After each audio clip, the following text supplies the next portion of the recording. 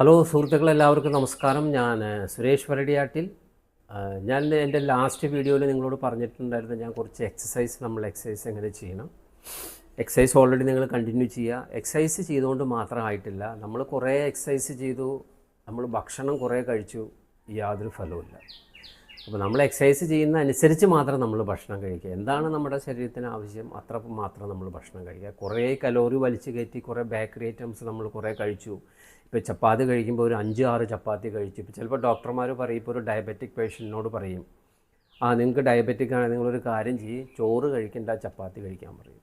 അപ്പോൾ ആൾക്കാർ വിചാരിക്കുക ചോറ് കഴിക്കണ്ടല്ലോ, അപ്പോൾ ചപ്പാത്തി ഒരു 6-7 ചപ്പാത്തി കഴിക്കും. അപ്പോൾ ഈ ചപ്പാത്തി എന്ന് പറഞ്ഞാൽ ചപ്പാത്തിയിലും ചോറിലും ഇതിൻ്റെ GI, അതായത് ഗ്ലൈസമിക് ഇൻഡെക്സിന് യാതൊരു വ്യത്യാസമൊന്നുമില്ല. ക്വാണ്ടിറ്റി കൂടിക്കഴിഞ്ഞാൽ ഓട്ടോമാറ്റിക്കലി നമ്മുടെ ഷുഗർ കൂടും. അപ്പോൾ എപ്പോഴും നമ്മൾ അതിൻ്റെ ക്വാണ്ടിറ്റി കുറയ്ക്കണം. ചപ്പാത്തി എന്ന് പറഞ്ഞാൽ ഒരാൾക്ക് ഒരു 3 ചപ്പാത്തി, മാക്സിമം ഒരു 4 ചപ്പാത്തി അതിൻ്റെ ആവശ്യമുള്ളൂ. അതിൽ കൂടുതൽ കഴിക്കേണ്ട ആവശ്യമില്ല. അപ്പോൾ നമ്മൾ ഹാബിച്വലും ആക്കുക, നമ്മുടെ ഭക്ഷണ രീതി നമ്മൾ കുറച്ച് കൊണ്ടുവരിക.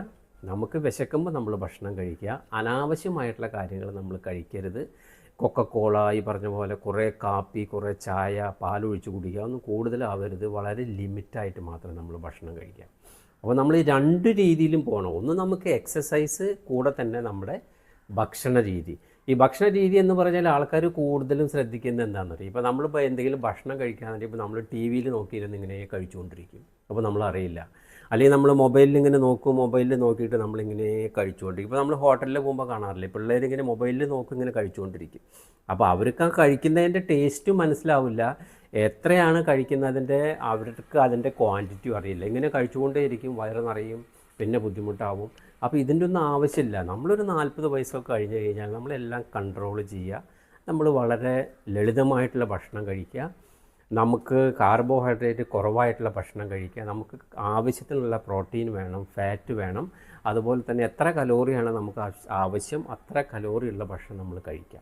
അപ്പോൾ അതിനെക്കുറിച്ചെല്ലാം ഞാൻ നിങ്ങൾക്ക് വളരെ വ്യക്തമായിട്ട് എന്തെല്ലാം സാധനങ്ങൾ നിങ്ങൾക്ക് ഒരു ദിവസം കഴിക്കണം, അതിനെക്കുറിച്ച് ഞാൻ നിങ്ങൾക്ക് അടുത്ത വീഡിയോസ് മുതൽ ഞാൻ എൻ്റെ ആ ഒരു കാര്യം ഞാൻ അതിൽ വീഡിയോസ് ഇടും. നിങ്ങളതൊന്ന് ശ്രദ്ധിച്ചിട്ട് നിങ്ങൾ മുന്നോട്ട് പോവുക. തീർച്ചയായിട്ടും നിങ്ങൾക്ക് വളരെ നല്ലൊരു ഫലമായി നിന്ന് കിട്ടും. Okay, by.